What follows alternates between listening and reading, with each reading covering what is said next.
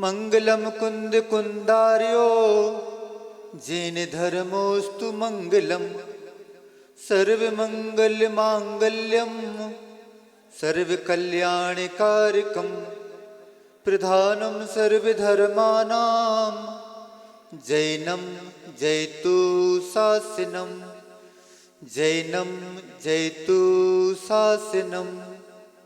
अनंतानंत सिद्ध परमेष्टि भगवान की, 24 तीर्थंकर भगवान की, आचार्य भगवान श्री कुंद कुंद स्वामी की, गुरु नाम गुरु आचार्य भगवान ज्ञान सागर जी महामुनि राज की, परम उपकारी गुरुदेव विद्या सागर जी महामुनि राज की, परम पूज मुनि श्री 108 विमल सागर जी महाराज की, उत्तम आर्जव धर्म की, समोषण महामंडल विधान की, 3 कम 9 करोड़ मुनि महाराजों की।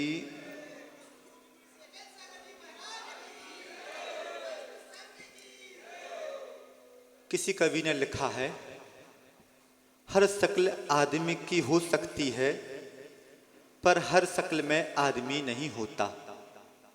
हर शक्ल आदमी की हो सकती है पर हर शक्ल में आदमी नहीं होता।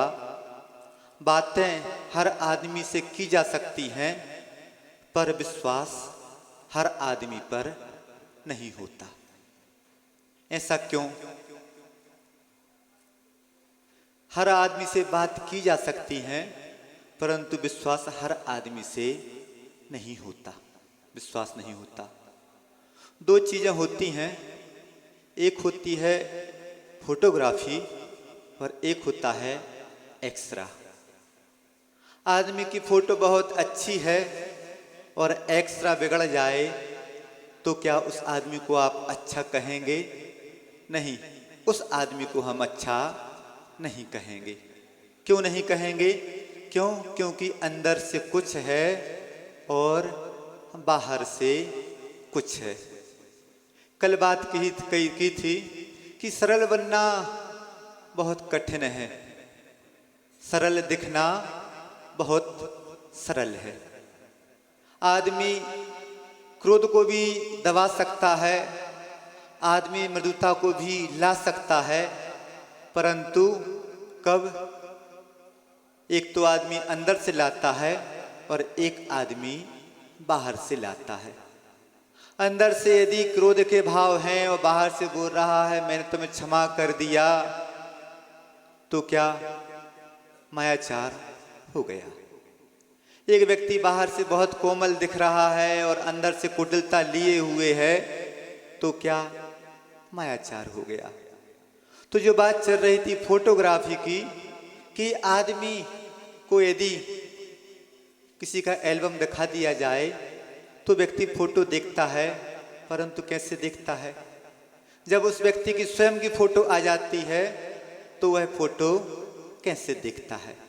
बहुत अच्छे से देखता है, रुचिपूर्वक देखता है। मतलब यह हुआ कि आदमी, हर व्यक्ति अपनी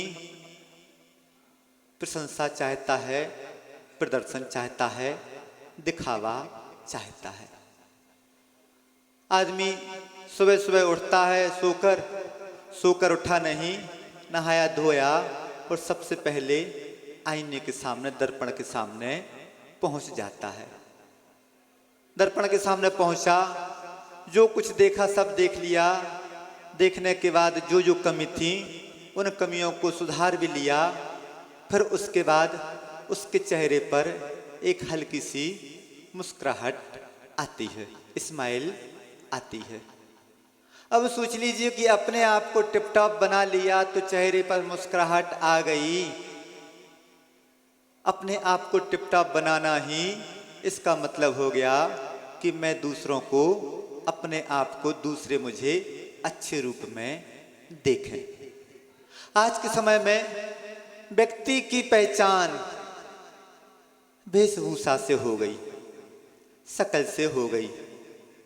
पहले के समय में, अभी भी आती है, फेयर एंड लवली एक क्रीम आती है।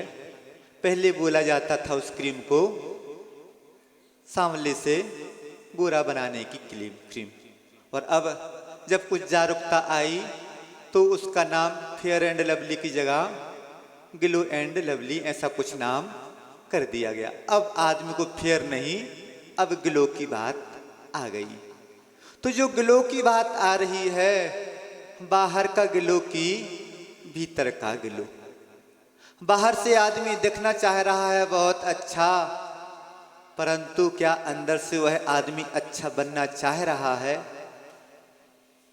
यदि आदमी अंदर से अच्छा बनना चाह रहा है तो हमें अपने आप को अच्छा नहीं दिखाना, हमें दूसरे को अच्छा देखना, आदमी को अच्छा दिखाना अपने आप को, और दूसरे में बुराई देखना।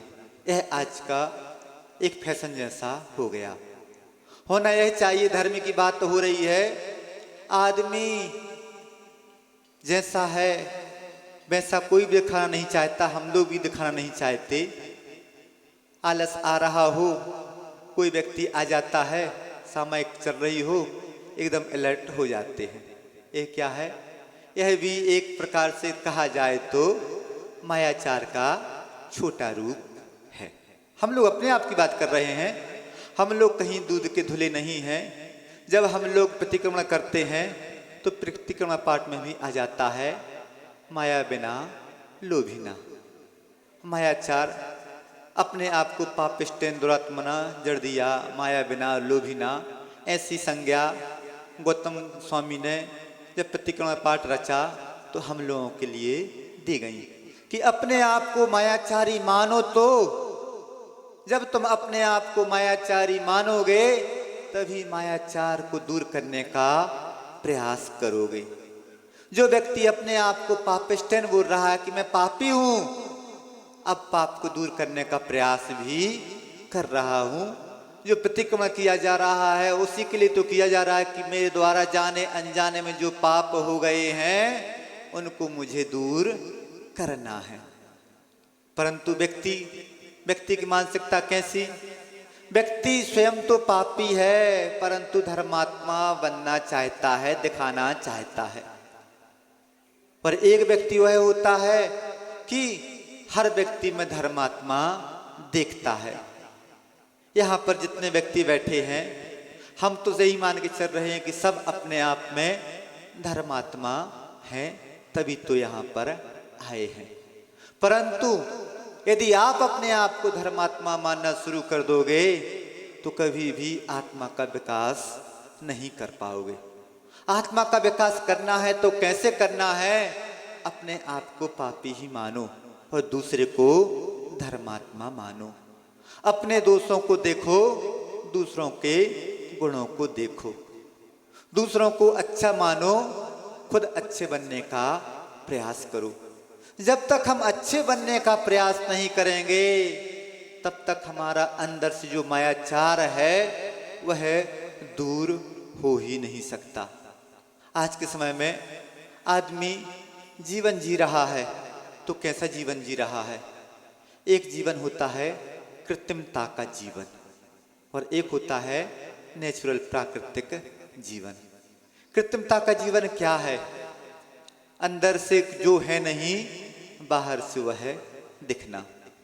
आज का धर्म छल का नहीं है, कपट का नहीं है, धोखे का धर्म नहीं है, धोखा देने का भाव नहीं है।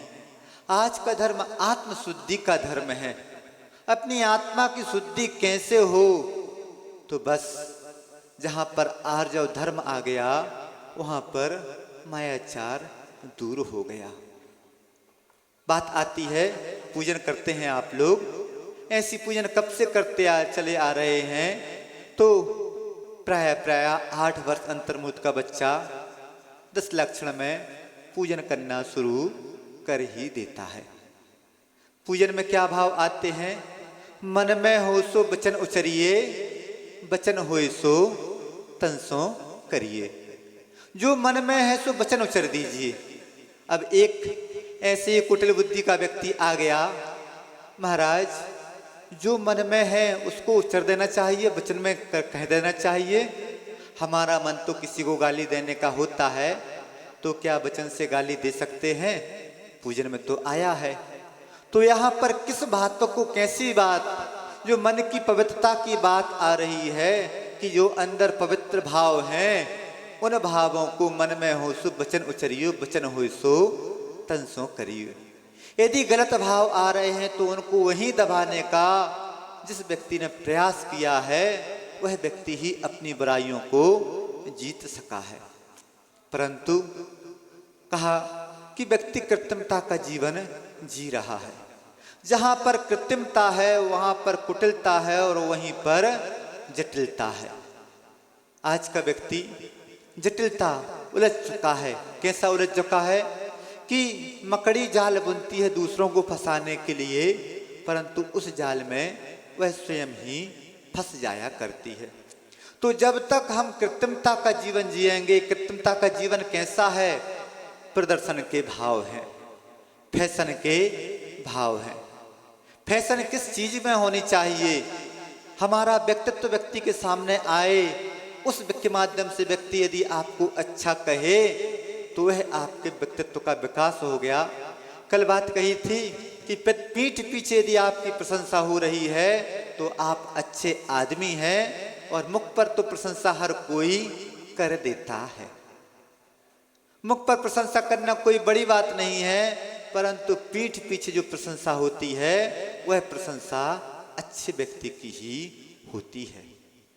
अब जो बात चल रही है कि फैशन, दिखावा, प्रदर्शन, जब तक इस प्रकार के भाव हमारे अंदर बने रहेंगे तब तक हम धर्म का जीवन अपने जीवन में नहीं जी सकेंगे। धर्म का जीवन जीना है तो प्रदर्शन से दूर होना चाहिए।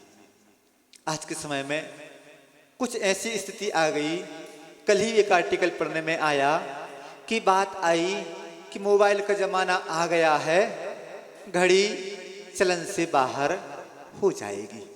ऐसा पहले के समय में व्यक्ति सोचते थे, परंतु जैसे जैसे अच्छी अच्छी क्वालिटी के मोबाइल आते चले जा रहे हैं वैसे वैसे अच्छी से अच्छी घड़ियां भी आती चली जा रही हैं। एक व्यक्ति आया,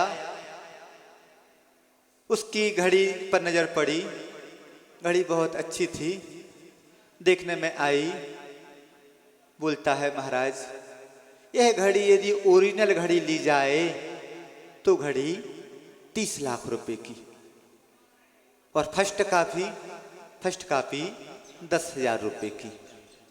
तो सोच लीजिए कि ओरिजिनल घड़ी 30 लाख रुपए की।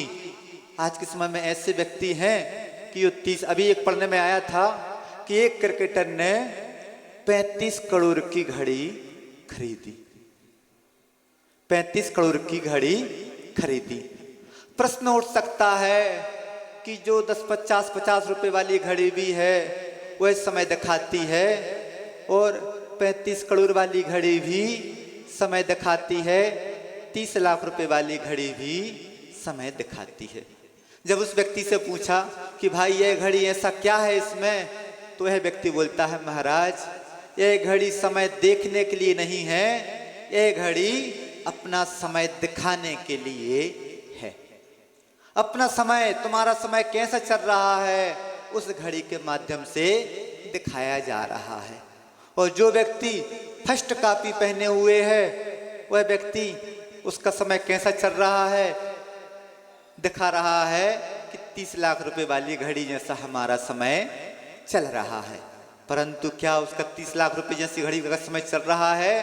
नहीं, यही हो गया मायाचार। इसी बोलते हैं कुटिलता, इसी ही बोलते हैं कृत्रिमता। आज के समय में पेन आ गए तो ऐसे ऐसे पेन आ गए कि 20-20, 25-25 हजार, 50-50 हजार रुपए के पेन आ गए। चश्मा आ गए तो ऐसे चश्मा आ गए कि 2-2, 3-3 लाख रुपए के चश्मे आ गए। अब सोच लीजिए कि जहां पर प्रदर्शन का भाव होगा वहां पर नंबर 2 की कमाई का भाव भी होगा। एक व्यक्ति धन कमाता है तो किस लिए कमाता है? अपनी आवश्यकताओं की पूर्ति के लिए कमाता है। और एक व्यक्ति धन कमाता है तो किस लिए कमाता है? अपनी विलासिता की पूर्ति के लिए धन कमाता है। जो व्यक्ति अपनी आवश्यकताओं की पूर्ति के लिए धन कमाता है वह व्यक्ति बहुत कुछ न्याय नीति से धन कमाता है, और एक व्यक्ति अपनी विलासिता की पूर्ति के लिए धन कमा रहा है, प्रदर्शन के लिए धन कमा रहा है, कृत्रिमता के लिए धन कमा रहा है, तो न्याय नीति का त्याग कर देगा। काला बाजारी, बेईमानी, मिलावटखोरी सब उसके जीवन में आ जाएगी। इसे क्या कहते हैं? इसे कहते हैं मायाचार। जब तक हमारे जीवन में मायाचार रहेगा, किसी व्यक्ति ने कहा है कि एक व्यक्ति पाप कर रहा है, पापी बन के पाप कर रहा है, बहुत ज्यादा पाप नहीं कर रहा है, और एक व्यक्ति पाप कर रहा है, धर्मात्मा बन के पाप कर रहा है, वह पापी ऐसा पापी हो गया कि अक्षम, उसके पाप को क्षमा नहीं किया जा सकता है।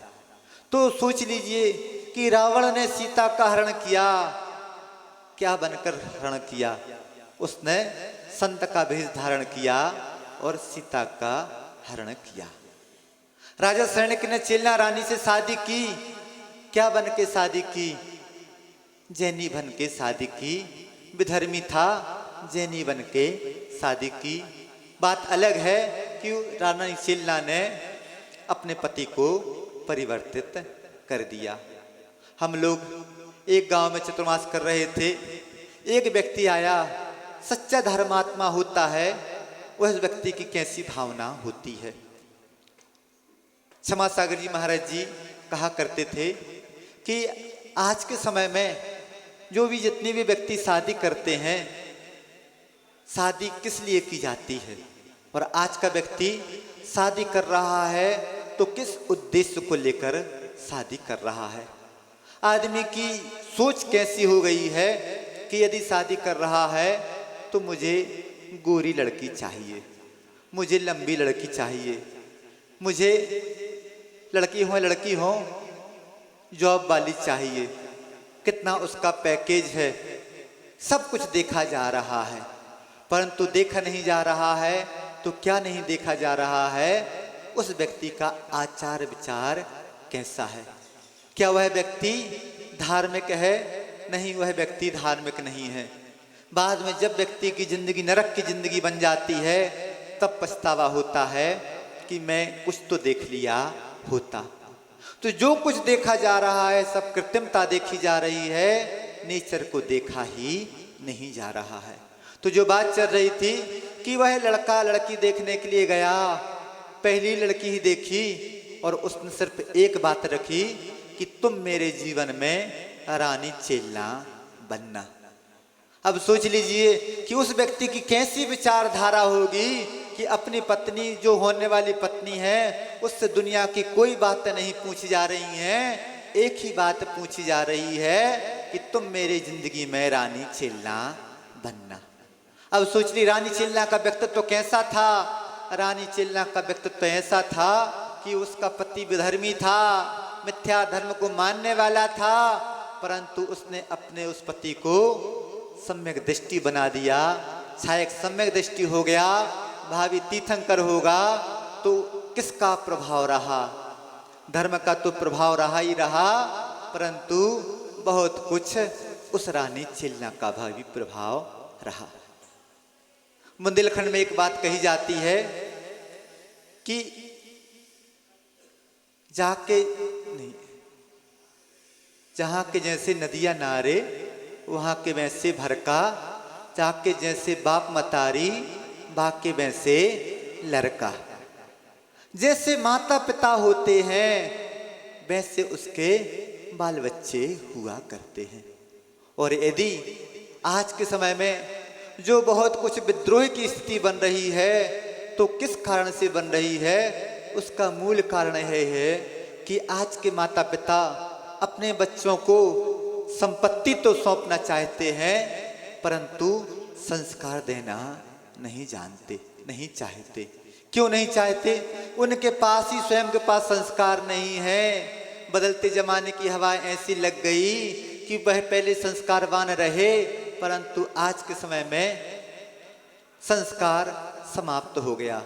मात्र दो बातें हो रही हैं, अपना स्टेटस मेंटेन करना है और हाई प्रोफाइल दिखाना है।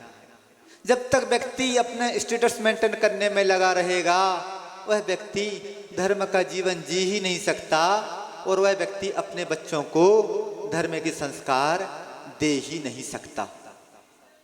धर्म के संस्कार देना है तो कैसे देना है? कहा जाता है कि 3 साल तक के बच्चे को लाड़ प्यार करो और 3 साल से लेकर 12-13 साल तक के बच्चे को आप ताड़ना भी दे सकते हैं और उसके बाद उस बच्चे से मित्रवत व्यवहार होना चाहिए। परंतु आज 3 साल के बच्चे को इतना लाड़ प्यार दे दिया जाता है, इतना ज़्यादा लाड़ प्यार दे दिया जाता है कि बच्चे ने, छोटा सा बच्चा है, रोना शुरू नहीं किया कि माता पिता ने उसको मोबाइल पकड़ा दिया। आचार्य श्री कहते हैं कि मोबाइल क्या चीज है? आचार्य श्री बोलते हैं मोबाइल सप्त व्यसन का पिटारा है। ऐसा स्लो पॉइजन है, ऐसा मीठा नशा है कि एक बार नशा लग जाए फिर उस नशे को छुड़ाना बहुत मुश्किल हो जाता है। तो सोच लीजिए कि छोटा सा बच्चा है, 2 साल 3 साल का बच्चा है, जो बात पूछी जाती है वह बच्चा सही सही बोल देता है। फिर जैसे जैसे बच्चा बड़ा होता शुरू हो जाता है, कभी कभी झूठ बोलना शुरू कर देता है और जैसे ही बच्चा और बड़ा हो गया, अब सोच लो कि बच्चा क्या सही बोल रहा है?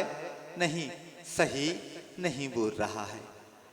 बात तभी समझ में आ जाती है बच्चे की झूठ की कि मोबाइल है हाथ में, कोई बुरी बात नहीं है हाथ में मोबाइल होना हमारी दृष्टि में, परंतु कब? जब जब उस मोबाइल का सदुपयोग हो रहा हो तब। परंतु आज के माता पिता ने आंखों में ऐसी पट्टी बांध ली कि बच्चे का मोबाइल आए नहीं कि बच्चा छत पर भागता है। क्यों भाग रहा है छत पर? ऐसी क्या बात हो रही है कि वह बात माता पिता के सामने नहीं की जा सकती है? तो कुछ ना कुछ तो गलत होगा, परंतु माता पिता ने आंख पे पट्टी बांध ली। जो कुछ हो रहा है सब चल रहा है। जब सब कुछ चल रहा है तो बस आगे स्थिति क्या होगी? उस रानी चिल्ला ने तो अपने पति को धार्मिक बना लिया, परंतु आज की पीढ़ी उस मिथ्यात्व की ओर, उस अधर्म की ओर बढ़ती चली जा रही है। तो उसके पीछे सबसे बड़ी कमजोरी उन माता पिता की है कि उन माता पिता अपने बच्चों पर ध्यान दे ही नहीं रहे हैं। अब सोच लीजिए कि बच्चा पिता यदि आप बच्चे पर ध्यान नहीं देते हैं और बुढ़ापे में बच्चा आप पर ध्यान नहीं देता है तो किसकी गलती मानी जाए? कहा गया है कि जिन भगवान ने हमें बनाया, जिस भगवान को हमने बनाया उनको तो हम पूजते हैं, परंतु जिन माता पिता ने हमें बनाया उनको हम ठुकराते हैं। क्या हो गया? माता पिता ने कितना बड़ा उपकार किया, आपको पाला पोसा, जन्म दिया, जन्म देने के बाद पाला पोसा, संस्कार भी दिए, बहुत कुछ बोलना सिखाया, सब कुछ सिखाया, और वह बच्चा ही उन माता पिता से विमुख हो गया। तो कुछ गलती हो सकती है माता पिता की, परंतु आज का दौर ऐसा आ गया कि माता पिता तो उस बच्चे के हैं परंतु बच्चे माता पिता के नहीं हैं। इसे क्या कहेंगे? इसे कहेंगे मायाचार। जो उपकार किया उस उपकार को ही माता बच्चे भूल गए, जिंदगी नरक की हो गई। उन बच्चों की क्या स्थिति होगी? विदेशों में पढ़ते हैं, सुनने में आता है कि वहां पर वृद्धाश्रम बढ़ते चले जा रहे हैं। जब तक व्यक्ति के पास पैसा है, जब तक व्यक्ति की शरीर साथ दे रहा है, उस समय तक तो उसकी जिंदगी रहती है खाओ पियो और ऐश करो की जिंदगी। और जैसे ही इंद्रियां शिथिल होना शुरू हो जाती हैं, बच्चा भी उन माता पिता को ठुकरा देता है। अधिकांश व्यक्ति कोरोना काल में जो इतने व्यक्ति भी मरण को प्राप्त हुए, बहुत कुछ तो वृद्धाश्रम के व्यक्ति ही बहुत कुछ मरण को प्राप्त हुए। किस कारण से हुए? तो वहां पर उनसे कोई प्रेम से बात करने वाला नहीं था। वह व्यक्ति अकेले में इतना तनाव का जीवन जी रहा था कि उस व्यक्ति की जीने की इच्छा ही समाप्त हो गई थी। और बहुत कुछ स्थिति भारत में भी ऐसी बहुत कुछ स्थिति रही कि माता पिता घर परिवार वाले सदस्यों का देहावसान हो गया और उनकी उन अस्थियों का विसर्जन भी नहीं हुआ। क्या हुआ? मायाचार हुआ। जब तक यूज करना था तब तक यूज किया और जैसे ही यूज एंड थ्रो की बात आ गई, उपयोग हो गया, अब यूज एंड थ्रो। यह क्या है? मायाचार है। तो माता पिता हमारे ऊपर उपकार कर रहे हैं, हमारा कर्तव्य बनता है कि उन माता पिता का उपकार हमें चुकाना है। जिस व्यक्ति के अंदर कृतज्ञता रहेगी वह व्यक्ति कभी भी माता पिता के प्रति वह मायाचार नहीं करेगा। और आज कृतज्ञता का जीवन व्यक्ति जी रहा है, यूज एंड थ्रो की बात आ जाती है। तो ऐसी मायाचारी से यदि हमें बचना है, सूक्ष्म मायाचार तो बहुत कुछ चल सकता है, परंतु स्थूल मायाचार से हमें बचना चाहिए। ऐसा मायाचार कि जो हमें धर्म से ही विमुख कर दे, ऐसा मायाचार जो हमें माता पिता से ही विमुख कर दे, वह मायाचार किस काम का? किसी ने कहा है, दगा किसी का सगा नहीं, दगा किसी का सगा नहीं। दगा कभी भी सगा नहीं होता। दगा किसी का सगा नहीं, ना मानो तो करके देखो। दगा का दाग जब एक बार लग जाता है तो जीवन नरक का जीवन हो जाता है। किसी ने कहा है कि ठगा जाना बुरा नहीं है, ठगना बहुत बुरा है। और आज के समय में आदमी व्यापार कर रहा है तो ठग से ही व्यापार कर रहा है। क्या व्यापार ऐसा नहीं किया जा सकता है कि न्याय नीति से व्यापार किया जा सके? यदि व्यक्ति सोच ले तो बहुत कुछ न्याय नीति से व्यापार कर सकता है। कब कर सकता है? जब उसकी आवश्यकताएं सीमित रहें। यदि सर्विस भी की जा रही है तो वहां पर भी रिश्वत का बोलचाल है, बोलबाला है। क्यों? क्योंकि उसकी कृत्रिमता बढ़ गई है, उसकी विलासिता बढ़ गई है। जब तक हम इस प्रकार का जीवन जिएंगे, अभी कहा कि दगा, कैसा दगा? समय तो अभी है, देख लेना चाहिए। ऐसा ना हो कि आप लोगों के मन में भाव हो उठने के और उठ नहीं पा रहे हैं, तो यह भी मायाचार हो गया। समय रहते हुए छोड़ देना चाहिए कि इस प्रकार का मायाचार ना हो पाए। तो एक किसान था, बहुत कुटिल बुद्धि का था। कुछ पैसे की जरूरत पड़ी, अपना खेत बेच दिया। उस खेत में एक कुआं भी था, वह कुआं भी बेच दिया गया। कुटिल बुद्धि था।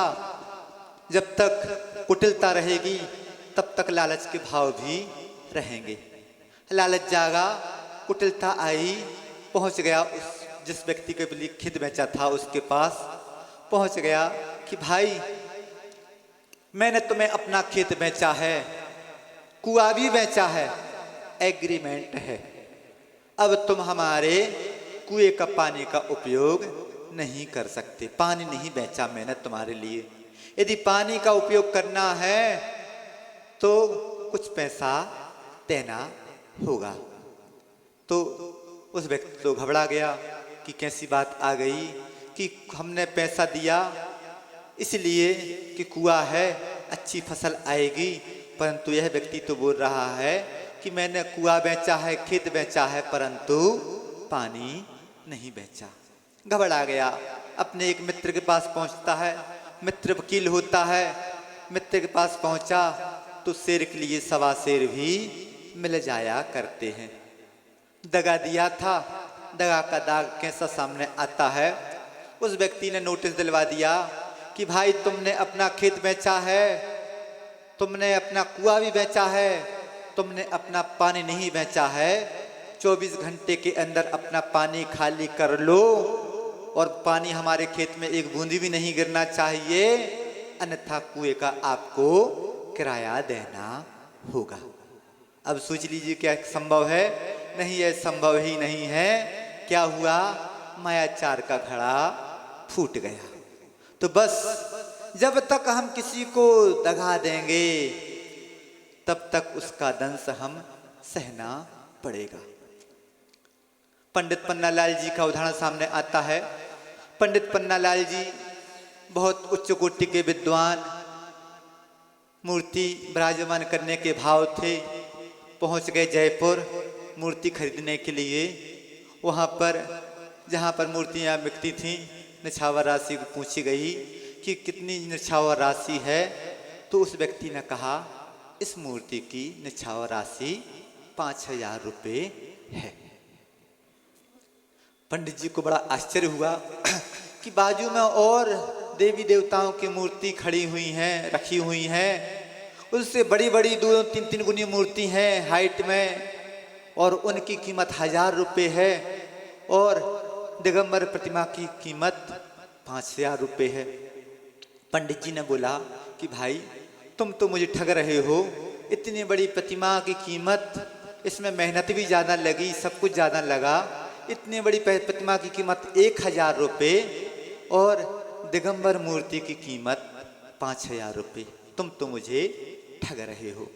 तो उस समय उस मूर्तिकार ने जो जवाब दिया, मूर्तिकार बोलता है कि भाई पंडित जी साहब, आपकी बात बिल्कुल सही है, परंतु मेरी बात भी सुन लीजिए। जिस प्रकार भोग आकांक्षा की किसी दिगंबर साधु को इच्छा हो तो उसका वह आचरण भोग आकांक्षा की पूर्ति करने के लिए लायक नहीं है। क्यों? भोग आकांक्षा की यदि वह मांग रखेगा, इच्छा होगी, तो उसको वह दबा नहीं सकता। क्यों? क्योंकि उसके पास इस प्रकार का कोई आवरण ही नहीं है कि उन भोग आकांक्षाओं को वह दबा सके। तो जैसा दिगंबर साधु का जीवन होता है कि भोग आकांक्षा होती ही नहीं, होती है तो उनको दबाना कठिन हो जाता है। इसी प्रकार वह दिगंबर मूर्ति है कि यदि इस मूर्ति में किसी प्रकार का विकार है, यदि मूर्ति में किसी प्रकार की कमी रह गई, दाग आ गया, तो उसको छुपाना कठिन हो जाता है। जब हम 10 मूर्तियां बनाते हैं तब कहीं एक आध मूर्ति अच्छी बन पाती है, और अन्य जो मूर्तियां होती हैं, कैसी मूर्ति हो उसको ऑयल पेंट, कपड़े आदि के माध्यम से ढक दिया जाता है। तो बस क्या बात आ गई कि यदि दिगंबरत्व है तो निर्विकार है, मायाचार से रहित है, और यदि लिबास है तो मायाचार है।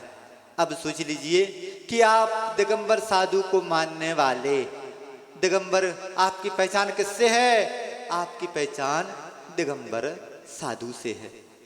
और यदि आपका जीवन और मायाचार का जीवन रहेगा तो क्या आप उस जैन कुल का, जैन धर्म का बहुमान कर रहे हैं?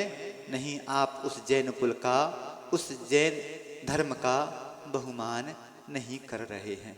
तो बस यदि हम अपनी उन कृत्रिमताओं को कम करते चले जाएंगे तो हमारा जीवन बहुत अच्छा हो जाएगा। अन्यथा तो माया त्रज्ञो नश्य। जो व्यक्ति जितना मायाचार करता है वह त्रिंच गति का, त्रिंच योनि का बंद करता चला जाता है।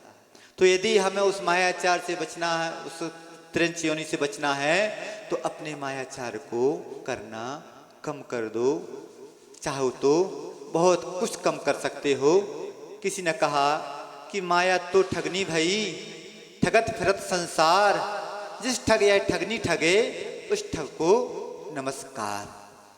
जो माया ठगनी को ठग ले उस ठग को नमस्कार किया जा रहा है, और जो माया ठगनी आपको ठग ले, वह माया ठगनी तो पूरे संसार को ठग रही है। क्यों ठग रही है?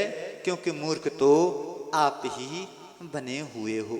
तो बस हमें मूर्ख नहीं बनना है, हमें सरलता का जीवन जीना है, मन वचन काय की एकता का जीवन जीना है। मन में हो सो वचन उचरिए, वचन हो सो तन सो करिए। आप लोगों ने गिरगिट देखा होगा। एक हाई को लिखा था, गिरगिट सा, गिरगिट सा पल पल बदले मानव मन। गिरगिट सा पल पल बदले मानव मन। गिरगिट कैसा होता है? कि यदि हरे वृक्ष की छांव में पहुंच गया, हरे की ऊँट में पहुंच गया तो हरा हो जाता है, लाल पर पत्थर पर पहुंच गया तो लाल हो जाता है, पीली मिट्टी में पहुंच गया तो पीला हो जाता है। ऐसे ही मानव मन बार बार पल पल में बदल रहा है। उस मानव मन की कुटिलता ही है कि जो करने योग्य कार्य है उस कार्य को तो करने नहीं देता है और अच्छाई का दिखावा करना चाहता है और बुरा वह स्वयं होता है। तो जब तक अच्छाई का दिखावा होता रहेगा तब तक हम अपने जीवन को अच्छा नहीं बना पाएंगे। मायाचार होता है, तात्कालिक तो बहुत अच्छा लगता है, किसी को ठग लो बहुत अच्छा लगता है कि मैंने पैसा बना लिया। और आज का व्यक्ति, बनिया व्यक्ति एक एक रुपए के लिए झूठ बोल रहा है। दुकानदारी में सौगंध खा लेता है, भगवान की कसम खा लेता है, बाप मताई की कसम खा लेता है, सब कुछ करना शुरू कर देता है एक दो रुपए के लिए। तो सोच लीजिए कि एक दो रुपए के लिए यदि व्यक्ति झूठ बोल रहा है तो उसकी क्या मायाचार कर रहा है। कुछ मायाचार से हानियां होती हैं, हानियां देखने में नहीं आती हैं, तात्कालिक लाभ देखने में आता है परंतु त्रैकालिक हानि देखने में नहीं आती। तात्कालिक लाभ क्या है? पैसा आ गया, आदमी को लगा कि बहुत कुछ मेरे पास आ गया, परंतु त्रैकालिक हानि क्या है? तो कहा जाता है कि जो व्यक्ति जितना ज्यादा मायाचार करेगा उस व्यक्ति की अविश्वसनीयता सामने आ जाएगी। कोई व्यक्ति उस व्यक्ति पर विश्वास नहीं करेगा। विश्वास ना हो तो बाप बेटे पर विश्वास नहीं कर रहा है, बेटे बाप पर विश्वास नहीं कर रहा है आज के जमाने में। क्यों? क्योंकि मायाचार का बोलबाला है। दूसरी बात आती है कि व्यक्ति पैसा कितना क्यों ना कमा ले, पानी का धन पानी में ना कटे बेईमानी में। पैसा कमा लिया बेईमानी से, रिश्वतखोरी से, मिलावट से, कालाबाजारी से। कोरोना काल में बहुत कुछ ऐसे केस आए, नाम पढ़ने में आते थे, बहुत कुछ ऐसे व्यक्तियों के नाम आते थे जो बहुत कुछ अपने हुआ करते थे, धर्म को मानने वाले हुआ करते थे। किस बात में नाम आए? कालाबाजारी करते हुए पकड़ा गया। तो सोच लीजिए कि 1000, 10, 20 हजार रुपये कमा लिए, परंतु अब क्या हुआ? पानी का धन पानी में ना कटे बेईमानी में। तीसरी बात, वह व्यक्ति वृत्ति नहीं बन सकता जो व्यक्ति मायाचार करता है। माया सल्ला आती है ना, जब तक मायाचार रहेगा तब तक वह व्यक्ति वृत्ति बन ही नहीं पाएगा। और बात आई कि मायाचार करने के यदि 100 तरीके हैं तो उस मायाचारी को पकड़ने के भी 101 तरीके हैं। आज के समय में व्यक्ति बोलता है कि कोई भी कानून बनता है उस कानून को तोड़ने का मार्ग पहले आ जाता है, परंतु कानून के रखवाले भी इतने होशियार होते हैं कि कितना ही आप क्यों ना तोड़ लें, परंतु एक ना एक दिन तो पकड़ में आ ही जाएगा। और यदि कानून की पकड़ में ना भी आ पाओ तो कर्म के पंजे से कोई भी मुक्त नहीं करा सकता है। और सबसे मुख्य बात है माया त्रैग्योनस, जो व्यक्ति जितनी मायाचार करेगा उसको त्रिंच आयु का बंध ही होगा। तो यदि त्रिंच बनना हो, तात्कालिक लाभ तो हर कोई व्यक्ति देखता है, परंतु सही व्यक्ति वही है, धर्मात्मा वही है कि त्रैकालिक लाभ देखे। जो व्यक्ति तात्कालिक लाभ देखता है वह व्यक्ति त्रैकालिक हानि नहीं देख पाता है। तो जो व्यक्ति जितना मायाचार का जीवन जीता रहेगा उसका जीवन में उतना ही धर्म दूर रहेगा। यदि धर्मात्मा बनना चाहते हो तो अपनी आवश्यकताओं में कमी ला सकते हो, विलासिताओं से दूर हो सकते हो, परंतु आज का व्यक्ति मोबाइल में जी रहा है और मोबाइल के लिए जी रहा है, मायाचार का जीवन जीता चला जा रहा है। यदि मायाचार से बच गए तो आपका जीवन अच्छा हो जाएगा। आपका जीवन अच्छा हो, इसी भावनाओं के साथ अहिंसा परमो धर्म की